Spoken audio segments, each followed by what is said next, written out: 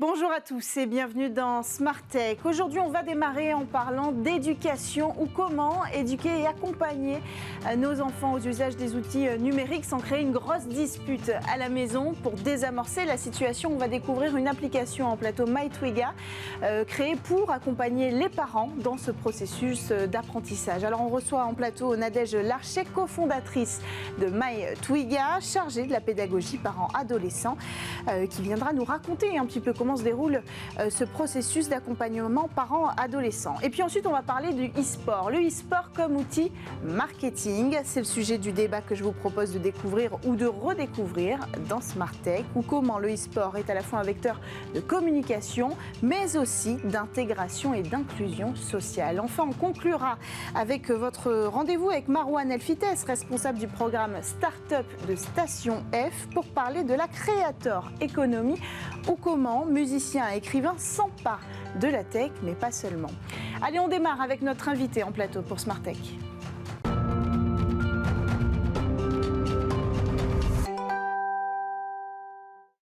La formation numérique concerne aussi les enfants. On découvre aujourd'hui une application dédiée à l'éducation numérique des enfants pour accompagner aussi les parents dans ce processus. Nadège Larcher, vous êtes cofondatrice de MyTwiga, en charge de la pédagogie parents-adolescents. Bonjour. Bonjour. Bienvenue sur le plateau de Smart Tech. Alors d'abord, à quel âge est-ce qu'on possède aujourd'hui en France son premier téléphone ? Alors pendant très longtemps, l'âge moyen était à peu près 11 ans, mais cet âge est en train de changer. On parle aujourd'hui plutôt de 10 ans.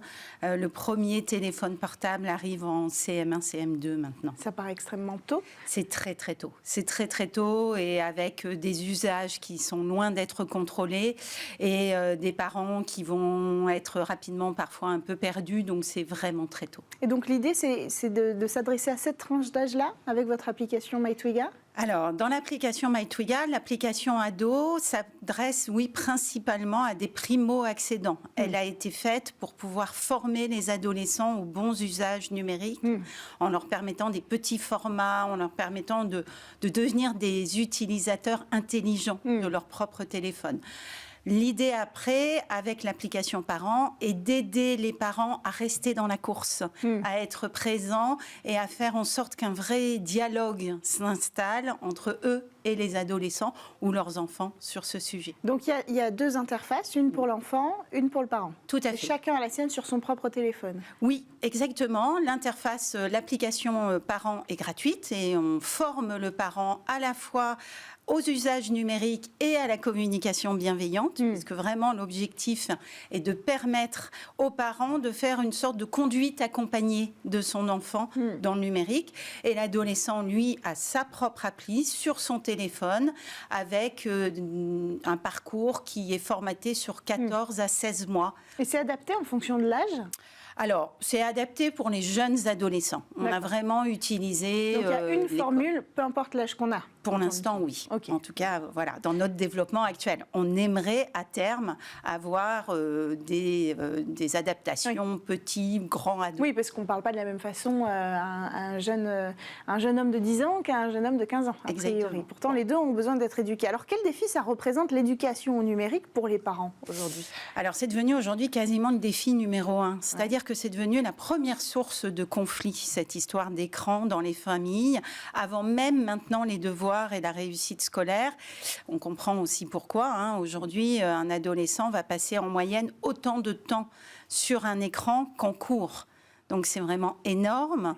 Et les adolescents, dans les 10 dernières années, ont perdu en moyenne 1h40 à 1h50 de sommeil par semaine, à un moment où le sommeil est crucial pour grandir et pour mémoriser. Donc c'est un vrai enjeu pour les parents. Le problème, c'est que beaucoup le disent, ils se sentent perdus face à cet objet. Ils sont des parents analogiques face à des adolescents digitaux. Et donc, ils sont souvent en train d'alterner entre trop de contrôle ou plus du tout.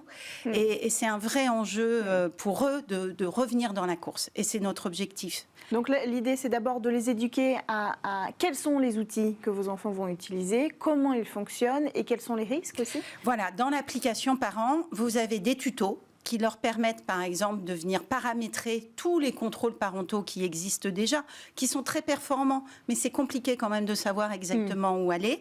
Ils vont avoir aussi des vidéos où il y a à la fois la partie pédagogique, comment comprendre l'adolescence de votre ado, comment parler, comment aborder des sujets compliqués, et aussi des vidéos numériques.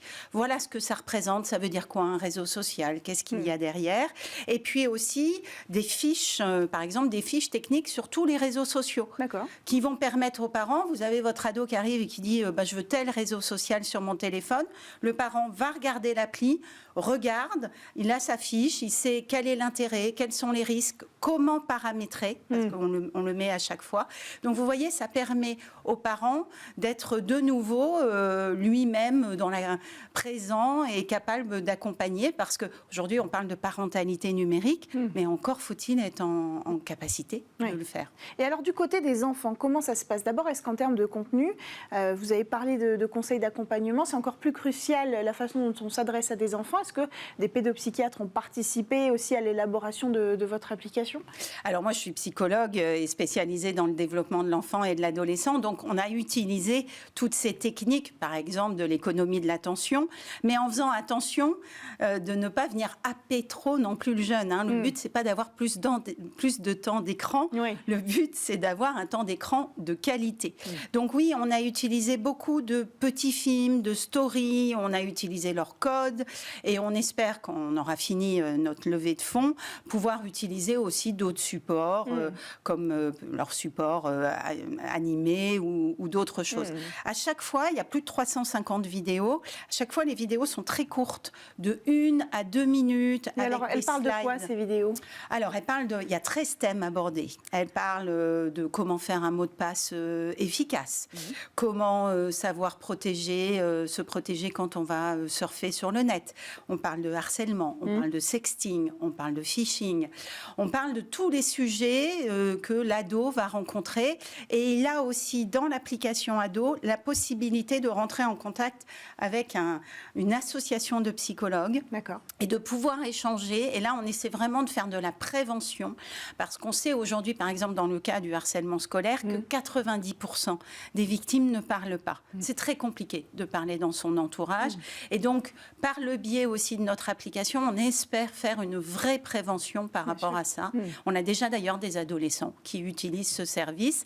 Donc, l'adolescent va suivre un programme de 13 niveaux et on va vraiment le former sur, on espère, l'ensemble de sa vie numérique. L'idée, c'est aussi de lui montrer qu'il a une responsabilité en tant qu'utilisateur. On parle, par exemple, quand on parle du cyberharcèlement, on parle toujours de la potentielle victime. On ne pense pas au potentiel harceleur. Alors qu'il y a beaucoup d'usages, en fait, qui sont entrés dans la norme, mais qui ne sont pas normaux.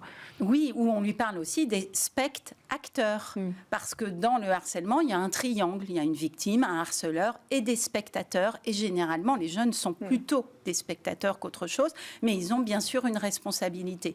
Donc oui, ça fait tout à fait partie. Sur l'anonymat aussi, sur les réseaux sociaux. Sur la responsabilité de repartager une photo, sur le fait que sur les réseaux sociaux, tout reste et que rien ne s'efface, sur le fait qu'il y a une différence entre ce qu'on pense, ce qu'on dit, ce qu'on écrit.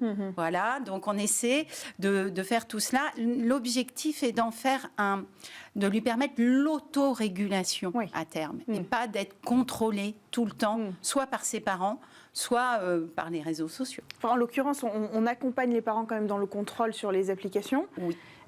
Donc on installe quand même un cocon de contrôle, mais ensuite l'idée c'est de lui apprendre par lui-même comment ça fonctionne. Mais comment vous trouvez cette limite entre le contenu qui va être considéré comme une contrainte et le contenu qui va être considéré comme ok, j'ai envie d'aller regarder sur cette application que mes parents m'ont demandé de télécharger? Alors, c'est là où on a réussi, j'ai envie de dire, notre pari. D'abord, il y a un ange gardien qui accompagne l'adolescent. On ne lui permet pas de binger l'application. Il ne peut pas aller au rythme où il veut. On lui donne 2 à 3 vidéos par niveau, par échelon. Et surtout, on a gamifié l'application ado avec des quiz à passer, des niveaux qu'il va obtenir. Et le principe aussi, c'est d'expliquer que Au début, les parents vont mettre un cadre qui va être assez restreint, mais les parents sont au courant des niveaux qu'il va franchir et les parents sont invités à élargir le cadre plus il franchit de niveau. Donc c'est une histoire aussi, l'idée par les 2 applis, c'est aussi de recréer cette notion réellement de contrat, c'est-à-dire je t'accompagne pour l'instant, moi en tant que parent, je mets beaucoup de sécurité parce que tu n'es pas encore formé, mais plus tu vas être formé, plus tu vas être au courant de ce qui est nécessaire pour toi, plus je vais élargir le cadre. Donc c'est vraiment un cadre de liberté et de sécurité. Et on se rend compte avec nos premiers retours là, sur les 2 applis que ce cadre fonctionne. C'est-à-dire que l'ado se dit « bah oui, moi j'ai intérêt à le faire parce que mes parents vont me faire confiance et vont me donner plus de liberté ». Alors la prochaine étape pour vous, quelle est-elle ? Alors, notre prochaine étape, il y en a 2. La première, c'est de trouver des partenaires pour financer ou cofinancer l'application ado, parce que l'application parent est gratuite, mais pour des raisons de sécurisation des informations et pour pouvoir vraiment éviter toute l'économie d'attention, l'appli ado est payante, elle. Donc l'idée aujourd'hui, et nous avons déjà commencé, nous avons des partenariats avec la CAF, avec certaines mutuelles, c'est pour avoir un cofinancement. Est-ce qu'on peut imaginer cette application être utilisée dans un cadre éducatif ? Alors, elle intéresse déjà dans un cadre éducatif. Nous sommes aussi en contact avec tous les acteurs du monde des associations qui interviennent, Open et autres. Et pourquoi pas l'éducation nationale ? Alors aujourd'hui, il y a quelque chose qui existe, qui s'appelle PIX, et qui est mis à disposition dans l'éducation nationale. Mais nous sommes tout à fait complémentaires. Donc on est aussi en train de commencer à se rencontrer et à discuter, parce que nous pourrions être un avant-PIX ou une façon de soutenir. Donc ça, c'est notre première actualité pour cette question de l'appli ado. Et puis, nous sommes en train de faire une levée de fonds pour développer encore plus notre appli. Aujourd'hui, nous sommes encore une toute petite équipe et l'objectif, c'est de l'étoffer pour avoir plus de contenu, pour peut-être avoir plus d'interactions parents-ados. On aimerait vraiment faire le pont, finalement, parce que c'est l'idée, créer ce dialogue-là. C'est ça. Et encore plus. Et peut-être devenir une sorte de réseau social interne à la famille, vous voyez, ce qui permettrait aussi de sécuriser les échanges. Enfin, on a plein d'idées, plein d'envies. Alors, j'ai une dernière question avant qu'on conclue. MyTwiga, c'est un nom qui a une signification. Est-ce que vous pouvez nous la donner ? Oui. Alors, MyTwiga, ça veut dire petite girafe en swahili. Et nos adolescents sont comparés par certains sociologues à des girafes. Alors, pourquoi ? Parce que la girafe, c'est l'animal dans la savane qui dort le moins. Et comme je vous le disais au début, nos adolescents ont perdu des heures de sommeil du fait de ces fameux écrans. Et aujourd'hui, ils sont comparés à ces girafes parce que certains adolescents sont toujours en éveil par rapport à leur téléphone ou à leurs réseaux sociaux. Bon, et l'idée maintenant, c'est de les éveiller sur les usages des voilà, c'est de faire des girafes qui voient plus loin. Merci beaucoup, Nadège Larcher. Je vous rappelle que vous êtes cofondatrice de MyTwiga, en charge donc de la pédagogie parents-adolescents. On enchaîne quant à nous avec votre débat, le e-sport comme outil marketing. C'est le talk que je vous propose de redécouvrir aujourd'hui. 2,7 milliards de joueurs dans le monde en 2021, 500 millions de plus attendus d'ici 2023. Le marché du jeu vidéo est en croissance permanente. On peut même donner des chiffres plus business, 5,6 milliards de chiffres d'affaires en 2021. Un nouveau bilan est sorti aujourd'hui. Pour la France, c'est 1,76 milliard de chiffres d'affaires en 2021. Alors c'est un marché qui continue à attirer des joueurs, ça on l'a compris, qui attire aussi des industriels, mais aussi d'autres acteurs, le marché du B2B, celui du divertissement, de la musique et du marketing aussi. Alors on va faire le point sur tout ça aujourd'hui avec nos invités en plateau. Nous avons Nicolas Chouat, fondateur et président de la société Becarog eSport. Bonjour. Bonjour. Alors vous avez lancé une nouvelle équipe amateur de eSport, c'est votre actualité. Pour quel jeu ? Alors on est actuellement sur plusieurs jeux, sur League of Legends Ouais. en priorité, et puis on a des jeux de fighting comme Street Fighter. On est aussi présent sur PES, voilà, PES et sur Smash Bros. Alors pour rappel, Bekarog eSport, c'est l'alliance en fait de Bunker, le club de jeux vidéo que vous avez fondé en 2010, et de Republic of Gamers, ROG, marque spécialisée dans le gaming, créée justement par le constructeur d'ordinateurs taïwanais Asus. Et donc, j'y viens, à vos côtés, nous avons un représentant d'Asus France, Jonathan Angel, directeur du marketing chez Asus France. Bonjour. Bonjour. Bienvenue sur le plateau de Smartech. Alors Asus est déjà bien implanté dans le secteur du jeu vidéo, puisque vous êtes le premier constructeur de matériel de gaming au monde. Alors pourquoi vous vous tournez vers cette collaboration avec Bekarog ? Alors pour nous, elle était relativement naturelle. L'histoire d'Asus, elle est ancrée dans le jeu vidéo. Les premiers produits qui sont sortis aujourd'hui chez Asus, dans notre histoire, c'est des cartes mères, des cartes graphiques. C'est des joueurs, les premiers qui ont pris nos solutions.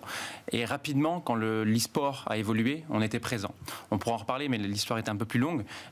Si on avance jusqu'à la relation avec Bekarog, elle était assez simple. C'est qu'on a trouvé finalement des valeurs communes. Nous, on avait déjà des investissements dans l'e-sport. Et quand on s'est rencontrés, quand on a échangé ensemble, on a vu qu'on avait des visions communes, des valeurs qu'on a envie de partager. Et puis ça s'est fait un petit peu naturellement à cette association pour aller un peu plus loin et permettre à des joueurs amateurs de devenir professionnels.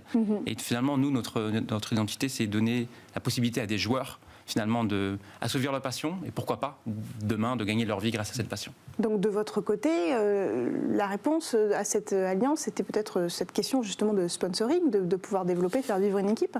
Effectivement, en gros, ça s'est fait un peu en plusieurs phases. Déjà, Bunker eSport, c'est une structure que j'avais créée en 2010, qui était une structure plus ou moins amateur, et ça a mis du temps parce que à l'époque, c'était pas encore développé comme maintenant, et il fallait, pour faire vivre une structure, avoir des financements, décrocher du sponsoring. Déjà, pourquoi je l'ai créé, c'est parce que moi-même, j'ai été joueur professionnel. Et à l'époque, en 2004, 2005, 2006, 2007, il n'y avait pas encore ce développement de l'e-sport. C'était pas encore parlant. Et donc, en fait, c'était pour répondre à cette problématique-là et pour apporter aussi, que ce soit au niveau de la formation des joueurs et donc, du financement de mes joueurs, justement, cette partie-là. Donc après, naturellement, avec ce partenariat qu'on a noué avec Asus, on a pu justement créer cet axe stratégique. Et voilà, ça s'est fait vraiment naturellement. Et pour nous, c'est un support qu'on a au quotidien, que ce soit sur la partie équipement, où on a un appui total et puis financier. Donc non, franchement, aujourd'hui, on est très contents.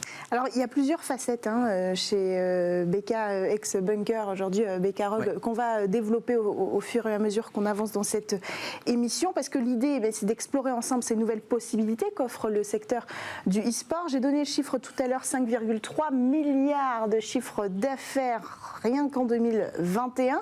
Pour qui ? Pour les créateurs de jeux ? Alors c'est plutôt éclaté. Quand on parle de ce chiffre-là, c'est vraiment global. Après, dans le chiffre d'affaires qui est généré, vous avez une partie qui est exploitée par les éditeurs, une partie qui est réservée au sponsoring. Aujourd'hui, en fait, c'est vraiment éclaté, sachant que les éditeurs s'y mettent aussi à l'e-sport. C'est pas quelque chose c'est quelque chose de nouveau. Pour la partie sponsoring, ça représente à peu près 40%. Donc, en tout cas chez nous, et de manière générale et globale.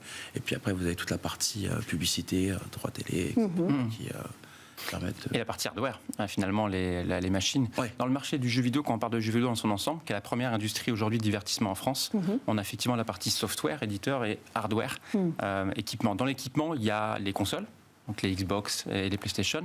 On compte également aujourd'hui les devices qu'on appelle donc les smartphones, aujourd'hui mobiles, on en a chez Asus ROG, les téléphones dédiés aux gamers, évidemment les PC portables également. Aujourd'hui, on est plus sur un 60%, on va dire, software, éditeur, et 40% hardware sur ce marché-là. Et au sein de l'hardware, on a vraiment entre l'IT, donc smartphone et PC, un 50-50 entre l'IT et les consoles aujourd'hui. Donc le marché est très dynamique, il est en croissance constante, et nous on le voit sur le marché des ordinateurs portables aujourd'hui, gamers, qui tire la croissance du marché global des ordinateurs portables. Alors, Becca, vous étiez donc aussi un groupe, vous êtes toujours d'ailleurs, un groupe d'événementiel. C'est la preuve aussi que le e-sport, ça peut être un vecteur de communication aujourd'hui ? Ça peut être un vecteur de communication. Nous, en tout cas, dans l'approche, j'ai mis à peu près, on va dire 10 ans pour pouvoir sortir un véritable modèle. Nous, aujourd'hui, chez Becca, on s'appuie sur des forces. On a notamment l'appui d'une société qui s'appelle WGF, donc avec un produit qui s'appelle Place. Donc je suis un des cofondateurs. Et en fait, à l'époque, c'est vrai que, quand je vous parle de ça à l'époque, c'est 2004, 2005, j'ai eu la chance de travailler avec certains éditeurs. Et puis on s'est rendu compte que ce qui revient souvent, c'est la partie solution logicielle pour la gestion d'événements, la gestion de tournois. Et donc en fait, il était pour moi logique et normal d'apporter en fait ces solutions-là en fait au quotidien. Donc pour nous chez Becca Rogue, on s'appuie en fait vraiment sur des fronts importants, donc que ce soit la partie logicielle. On a aussi chez nous toute la partie entertainment. Oui. Donc aujourd'hui on a... Il y a un exemple là qui peut peut-être aider nos téléspectateurs à imaginer comment on peut utiliser le e-sport aujourd'hui pour faire de la communication, pour créer l'événement. On peut citer le concert du rappeur Gazo dans GTA V, Roleplay. L'impact médiatique quand même, je le rappelle, c'était 2,7 millions de vues cumulées avec un pic de spectateurs à 59 millions. Ça a fait le tour de la presse spécialisée, c'est ce qu'on voit à l'image, donc c'est assez impressionnant de quitter le monde réel pour arriver dans le virtuel et de faire des chiffres qui sont presque meilleurs que ce qu'on aurait fait avec un spectacle en présentiel. Ça fait partie de... peut-être est-ce qu'on peut englober ce genre d'événement dans les chiffres qu'on a donnés tout à l'heure en chiffre d'affaires ? Est-ce que ça fait partie de l'avenir du e-sport aussi ? Pour nous, c'est une nouvelle manière déjà de communiquer. Après, la structure en elle-même, et avec notamment le soutien d'Asus, on essaye toujours de proposer des choses innovantes, et même en termes d'expérience, que ce soit pour ceux qui viennent regarder un show, un live, il faut que ce soit intéressant. Et même pour... on travaille avec des maisons de disques pour l'artiste, qui est donc notamment Gazo. C'était très intéressant, c'était une première expérience aussi pour lui. Et l'objectif, c'était vraiment de pouvoir en fait, créer en fait, ce truc en 360 où chacun en fait, est gagnant. Et donc voilà, nous, on essaie à chaque fois d'innover à notre manière, puis toujours grâce au soutien d'Asus qui était présent sur ça. C'est un vecteur intéressant pour vous aussi, en tant que constructeur, de pouvoir bénéficier de cette visibilité, de voir ces outils marketing intégrer le e-sport aujourd'hui. Ça vous donne aussi à vous et aux autres constructeurs, puisque vous n'êtes pas le seul, de la visibilité. Vraiment, c'est une réelle opportunité.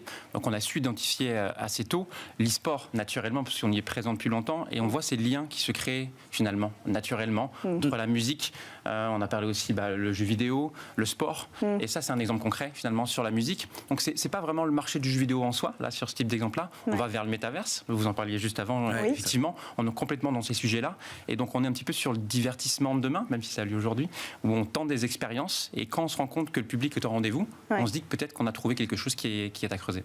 Et donc, est-ce qu'on parle encore de gaming ? C'est la croisée des mondes. C'est la croisée des mondes, en fait. C'est la croisée des mondes entre le gaming, la musique. Au final, c'est des audiences qui se croisent. Et l'objectif, en fait, c'est de vraiment en fait, trouver la bonne clé. Alors, vous avez mentionné Place, dont vous êtes le cofondateur. C'est une plateforme de tournoi administrable en marque blanche. Ça, c'est un autre exemple. Aujourd'hui, le gaming, c'est du B2B. C'est ça. C'est du B2B. Et en fait, Place, c'est une plateforme qu'on a créée. Pourquoi ? Je me raconte toujours des histoires, mais moi à l'époque, j'étais champion, j'ai participé à plein d'événements, j'ai fait plein de tournois, etc. Vous étiez coach aussi ? J'étais aussi coach, j'ai gagné plein de choses, plein de titres. Mais voilà, aujourd'hui, si on cherche mes données, mes datas sur mes événements, ce que j'ai fait, c'est des choses que vous n'allez pas forcément pouvoir retrouver assez facilement. Et en fait, l'objectif de Play, c'était d'avoir une plateforme qui déjà soit capable de regrouper toutes ces datas. Et ensuite, la deuxième fonction, c'était aussi de pouvoir proposer aux marques un espace, un lieu dédié où ils pourraient faire vivre leur communauté, organiser des événements, créer des news, etc. Avoir un espèce de... avoir une plateforme qui vous fasse tout. Voilà. Gérer vos événements de jeux vidéo. Une formule clé en main. Voilà, une formule clé en main.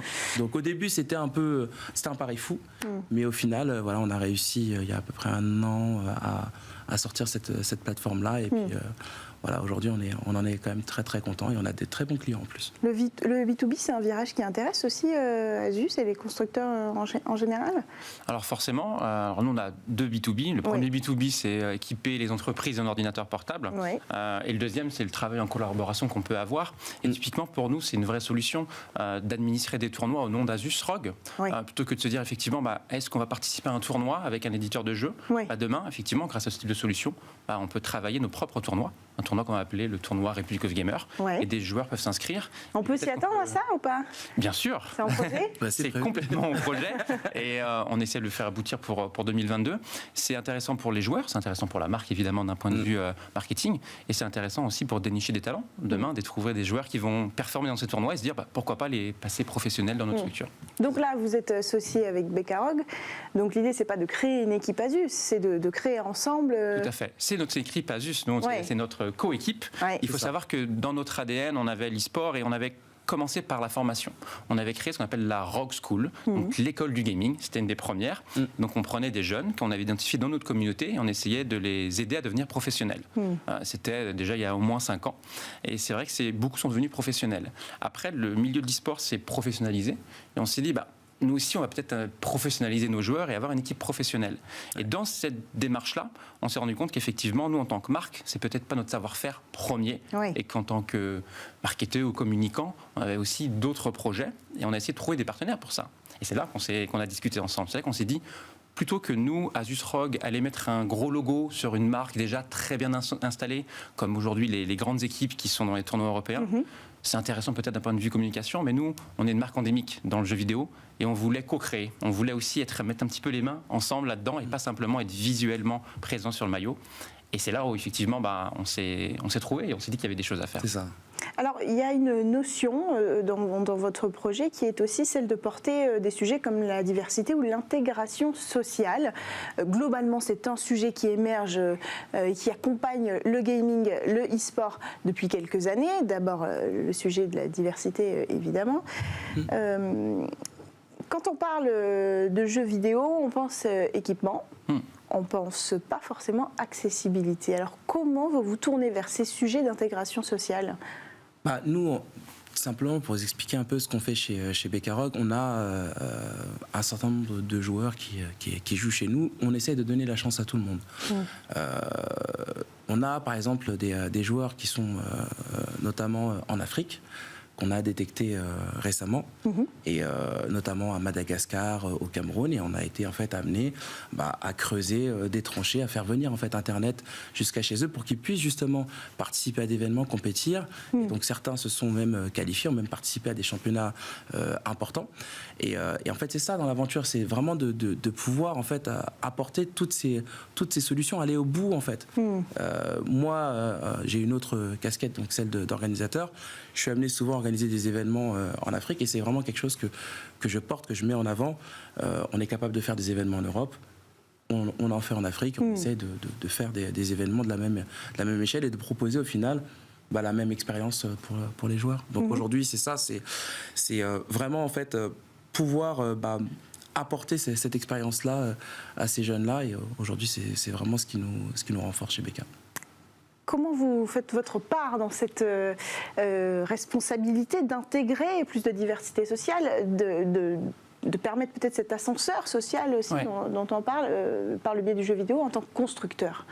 Bien sûr. Chez Asus, on a 2 combats. On a un premier combat qui est l'électronisme. C'est vraiment un sujet que nous, on a aujourd'hui à cœur. On le combat. On travaille avec différentes associations, effectivement, pour combattre ce sujet-là. Sur le sujet gaming, maintenant, de manière plus claire, un de nos premiers combats, c'était d'aller chercher des joueurs qui pas forcément étaient bien équipés et qui travaillaient sur du matériel qui était vraiment bas de gamme et pouvoir leur donner cette occasion de briller. Et on a des très belles histoires de gens qui, effectivement, via le jeu vidéo, ont eu un ascenseur social. Et aujourd'hui, ont des milliers, ou pour certains des millions de followers sur Twitter, sur Twitch, et vivent une vie incroyable grâce aux jeux vidéo. Et c'est vrai que si on regarde peut-être 10 ans en arrière, jamais on aurait pu imaginer ça. On avait le cliché du joueur un petit peu dans sa chambre. Et presque souvent un peu isolé et qu'est-ce qu'il fait tout le temps sur son ordinateur. Et on se rend compte qu'aujourd'hui, ça peut être vecteur finalement de réussite sociale également. Oui, parce qu'effectivement, il y a cette question d'innovation technologique qui est difficile parfois à combiner avec l'accessibilité en termes de prix. Ce sont des prix assez élevés aujourd'hui pour avoir un équipement qui tourne suffisamment bien pour ne pas être en plus pénalisé par rapport à ses collègues qui vont jouer sur le même jeu. Donc l'innovation technologique, c'est aussi au cœur de ce que vous proposez. On a parlé tout à l'heure de smartphones, d'ordinateurs. Je crois que vous amenez avec vous aujourd'hui votre dernière innovation. Alors il y a eu l'iPhone dédié au gaming présenté en 2018. Ça fait partie des vecteurs aussi d'accessibilité. Tout à fait. Nous, notre objectif, c'est toujours, notre credo, c'est in search of incredible. Donc à la recherche de l'incroyable, pousser tout le temps l'innovation. Mais qui dit pousser tout le temps l'innovation, finalement, c'est après cette innovation de réussir à la faire redescendre sur l'ensemble des gammes. On a des exemples, typiquement sur Asus, on est vraiment spécialisé sur ordinateur portable. On a commencé à mettre des seconds écrans sur des claviers. Donc imaginez votre clavier qui est scindé en deux et vous avez un deuxième écran finalement sur votre clavier. Cette technologie a commencé sur des produits plutôt élevés, sur le haut de gamme. Et petit à petit, finalement, on appelle ça la descente technologique. On arrive à mieux rationaliser nos coûts et à apporter ces innovations sur l'ensemble de la gamme. Et aujourd'hui, vous avez ces seconds écrans sur des ordinateurs à 499 €, 699 €. Et c'est un petit peu l'objectif aussi sur le gaming. Quand on sort un tout nouveau produit avec les dernières cartes graphiques, forcément, c'est des prix qui sont élevé pour un ordinateur portable. Il est extrêmement performant. Mais avec le temps, on arrive aussi finalement à utiliser peut-être les anciennes générations de cartes graphiques pour les mettre sur des ordinateurs plus accessibles. Et aujourd'hui, vous pouvez acheter un ordinateur portable performant pour jouer aux vidéos sous 1 000 €. C'est possible. Alors, un autre sujet que je voulais qu'on aborde aujourd'hui, on a parlé de ce monde de la musique, on a parlé du e-sport comme vecteur d'intégration sociale, aussi comme opportunité pour le B2B, pour le marketing, pour la communication, pour la musique. Parlons du rap, puisque je crois qu'Orelsan est l'ambassadeur de l'équipe Becarog. Pourquoi ? Quel est le lien entre le jeu vidéo, le e-sport précisément, et le rap? Le e-sport et le rap, je l'ai dit tout à l'heure, il y a des audiences qui sont communes. Après, en ce qui concerne Orelsan... C'est le même public, vous voulez dire? Oui, c'est le même public, c'est les mêmes audiences, donc voilà. Et puis, pour Orelsan, c'est cool d'être avec lui. Il a une réputation de joueur, c'est pour ça? C'est un joueur, il aime beaucoup les mangas, et voilà, on a eu un bon feeling, et c'est un très bon ambassadeur. Ouais. Après, on le laisse... souvent gérer sa communication, Mr. Aurel. Jonathan, l'association Asus Rap, c'est pourquoi? C'est ce qu'on expliquait tout à l'heure. Pour nous, c'est ce qu'on appelle l'explosion d'audience. Vous savez, le jeu vidéo, on le disait tout à l'heure, il pouvait paraître cliché. On a encore des joueurs qu'on appelle les hardcore gamers qui aujourd'hui, eux, ils s'intéressent qu'aux machines et aux jeux vidéo. Mais quand on commence à regarder les autres passions des joueurs, on découvre qu'il n'y a pas que le jeu vidéo.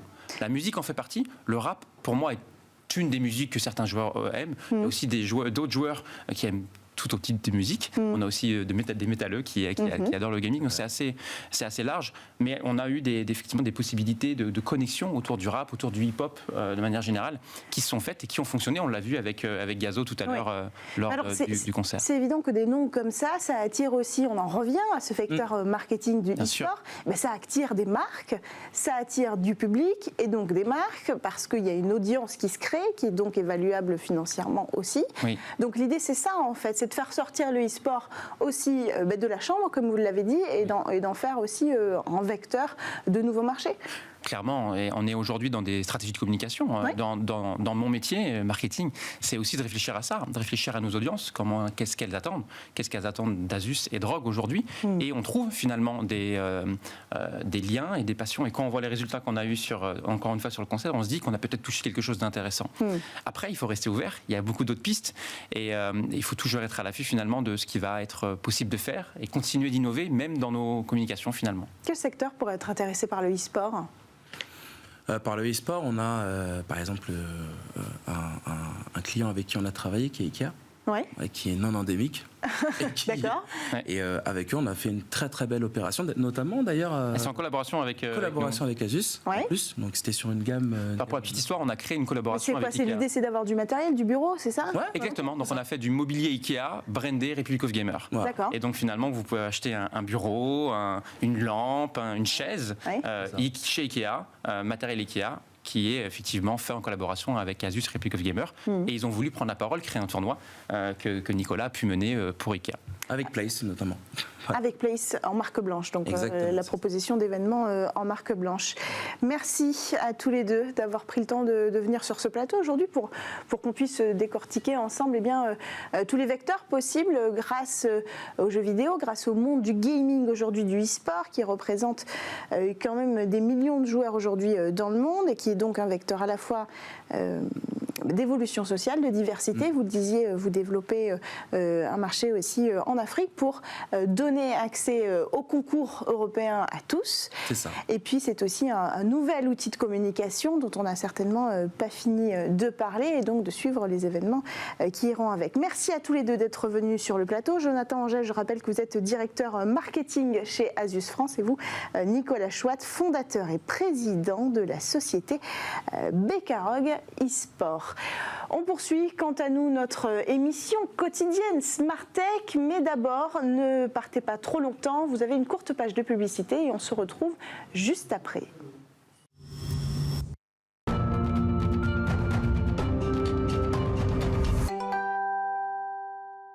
Vous êtes de retour sur Smart Tech et c'est l'heure de votre rendez-vous. Marwan Elfites, responsable du programme Startup de Station F, nous a rejoint. Bonjour. Alors aujourd'hui, vous nous plongez dans ce qu'on appelle la creator economy, autrement dit l'économie des créateurs, des artistes, des musiciens et même en fait des développeurs de jeux. C'est extrêmement large. Très large. C'est tous ceux qui créent du contenu numérique au final et ça regroupe des catégories professionnelles un peu traditionnelles, anciennes. Puis des nouvelles qui sont créées, on parlait de l'e-sport juste avant, donc ils sont aussi dans cette catégorie. Et effectivement, il y a une nouvelle assez importante qui s'est passée en février de cette année, c'est la perte d'un quart de la valorisation de Meta Facebook. Ouais. Les investisseurs n'étaient pas très ravis apparemment des résultats, c'est la première fois que Facebook perd des utilisateurs. Et à travers ça, il y a aussi une autre nouvelle qui a été annoncée à la fin de l'année 2021, c'est qu'aujourd'hui, le plus gros site web qui réunit le plus grand nombre de trafic, ce n'est plus Google, mais c'est TikTok. Une vraie révolution. Donc à travers ça, on voit pas mal de concurrence et d'éléments autour finalement de ces fameux créateurs de contenu ou de ces fameux influenceurs que les réseaux sociaux essayent d'attirer. Donc ils font partie, ces influenceurs de la créateur économie. C'est vrai qu'on n'y pense pas non plus. On les appelle même créateurs de contenu aujourd'hui. Oui, c'est un peu le terme consacré. Ouais. Vous allez sur LinkedIn sur un profil d'un influenceur, c'est créateur de contenu. Au même titre qu'un écrivain ou un développeur de jeux vidéo. Alors ces acteurs de cette nouvelle économie, on en trouve à Station F ? On trouve à Station F. Et alors déjà les grands noms que je citais, Meta est présent, donc Facebook est présent depuis 2007 à Station F. TikTok est un des partenaires aussi de Station F sous forme d'événements. Ils font pas mal d'ateliers auprès des entrepreneurs pour les aider à créer des contenus viraux notamment. Et puis il y en a d'autres qu'on va annoncer dans les prochaines semaines aussi, qui font partie de cette Creators Economy. Ce qui est important, c'est qu'il y a pas mal d'annonces aujourd'hui. Ces grands acteurs annoncent des fonds et une vraie bataille des chiffres sur moi je peux rémunérer encore plus mes créateurs sur ma plateforme parce qu'on a changé d'angle. Avant, ces réseaux voulaient attirer le plus d'utilisateurs pour créer des contenus gratuits. Maintenant, il s'agit de les retenir et donc il s'agit d'avoir les meilleurs contenus, en tout cas les contenus les plus addictifs pour que les utilisateurs restent. Donc il y a des fonds comme Pinterest, comme TikTok, comme Meta ou Snap qui annoncent pas mal de revenus partagés à destination de ces créateurs de contenu. C'est quand même monopolisé par ces grands acteurs, donc il y a des programmes qui permettent aux entreprises d'éclore. Hein. Effectivement, et moi je voulais prendre l'occasion d'illustrer un acteur qui est peut-être moins connu en Occident et en tout cas en France, qui est Naver. C'est un acteur avec qui on a la chance de travailler depuis l'ouverture de Station F. Il porte un programme autour de l'expérience numérique, autour des divertissements, donc vraiment B2C. Alors Naver, qui ils sont ? C'est un acteur coréen. D'accord. Sud-coréen, c'est un des plus gros acteurs de la tech aujourd'hui dans ce pays. Alors on connaît les gros acteurs hardware, notamment Samsung en Corée. Là, c'est un gros acteur software. Pour vous donner un peu une idée de l'ordre de grandeur, ils font à peu près 4 milliards de dollars de chiffre d'affaires par an. Et ils ont des produits assez connus comme Webtoon. Alors, Webtoon est très connu en France, en tout cas, est très utilisé. C'est un outil de bande dessinée pour notamment populariser ce qu'on appelle les manhwas. Alors, vous connaissez les mangas, ce sont les bandes dessinées coréennes. Donc ce sont des bandes dessinées numériques que chacun peut consulter avec de l'animation derrière. Vous allez aussi retrouver des outils comme Line. Line, c'est l'un des plus gros outils de messagerie en Asie du Sud-Est, au Japon et en Corée du Sud, où WhatsApp et Messenger sont moins utilisés. Line, vous allez retrouver pas mal de fonctionnalités de messagerie, d'appel, mais aussi un peu à la WeChat autour des fonctionnalités de e-commerce. Et puis il y a un troisième outil, une troisième galaxie d'outils qui est très connue en Corée chez Naver, ça s'appelle Zepeto. c'est un des plus gros réseaux sociaux avec des avatars 3D. Alors aujourd'hui, on devrait parler de métaverse. Il y a à peu près 300 millions d'utilisateurs sur cette plateforme, avec des marques comme Gucci qui ouvrent des environnements d'exposition pour que vous puissiez y aller avec votre avatar. Il y a Roblox, notamment aux États-Unis, et puis il y a un CPTO en Corée. Et donc, dans les grandes lignes, cet accompagnement, il consiste en quoi? Alors du coup, les cibles que recherche Naver d'un point de vue startup, c'est très lié du coup à la creator economy. Donc tous les acteurs qui créent du contenu ou qui fournissent du contenu, des plateformes, mais aussi pas mal d'innovation ou d'immersion, notamment les solutions autour de la réalité mixte, donc augmentée et virtuelle. Alors lorsque vous êtes sélectionné dans ce programme, déjà vous avez la chance, c'est gratuit. Alors vous bénéficiez de l'environnement Station F, comme tous les programmes, et puis ensuite vous allez avoir des interactions avec différents acteurs de Naver, des spécialistes notamment en intelligence artificielle, la R&D de Naver, et puis des experts et toute la galaxie des partenaires de Naver, et notamment des alumni. Il y a pas mal d'alumni start-up qui sont déjà passés par le programme, comme Vitality, l'une des plus grosses teams e-sport en Europe, une team française. Décidément, on revient sur le e-sport. On revient toujours sur le e-sport, on reviendra juste après. Feels, qui est une application de dating qui s'inspire beaucoup des stories ou des reels sur Insta pour rencontrer quelqu'un.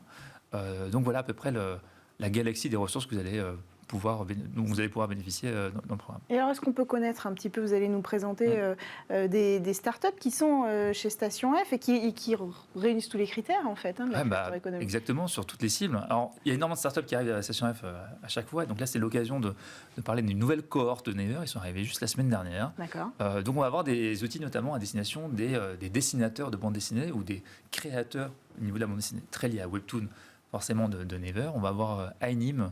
Alors, Anime permet, du coup, comme son nom l'indique, d'animer des planches de bande dessinée et les consulter en ligne. Aujourd'hui, c'est vraiment un format assez intéressant via de l'intelligence artificielle, de pouvoir détecter les cases, de pouvoir les animer automatiquement, de pouvoir aussi rajouter de la musique autour. Et vous allez avoir un format unique entre le livre et l'animation, tout simplement. Ce nouveau format, c'est super intéressant parce que quand on parle du marché de la BD aujourd'hui, il y a eu le Festival de la BD d'Angoulême il n'y a pas très longtemps. C'est en France, à peu près un marché de 900 millions d'euros. Les auteurs ne touchent que 10% des revenus des ventes de livres. Donc c'est un nouveau format qui va aussi, j'espère, pouvoir permettre aux auteurs d'avoir un nouveau moyen de rémunération. GeoComics, c'est un SaaS qui permet à des éditeurs de traduire rapidement, beaucoup plus rapidement, des bandes dessinées, quelle que soit leur origine. Aujourd'hui, tous les consommateurs veulent avoir leur bande dessinée au même moment qu'elle sorte au Japon, en Corée, aux États-unis ou en France. Donc c'est un outil qui permet d'accélérer ça. Donc ça, c'est une première galaxie. Un autre exemple avant d'arriver à la conclusion. Jeux vidéo, notamment Connect, qui permet aux joueurs professionnels de e-sport d'agréger l'ensemble de leur contenu pour pouvoir les proposer à leur communauté de fanbase, donc leur live Twitch, leurs vidéos, leurs sponsors. Sur une seule plateforme, vous allez pouvoir les suivre et interagir avec l'ensemble de leur contenu. Voilà. Oui. Les NFT aussi, vous n'avez pas le temps d'en parler, je le fais pour vous. Le live shopping, exactement, évidemment. C'est des galaxies qu'on va retrouver. Comment on conclut ce sujet de la creator economy? Ça ne peut que grossir. Il y a énormément de choses. Le métaverse est un phénomène qui va s'amplifier, c'est très lié à cela. Et puis surtout, dernier point, la partie cookies. Les publicités ciblées sur Internet sont vraiment remises en cause, en tout cas sont très limitées aujourd'hui. Il faut avoir le consentement des navigateurs web. Aujourd'hui, forcément, c'est une autre manière de toucher son consommateur en direct.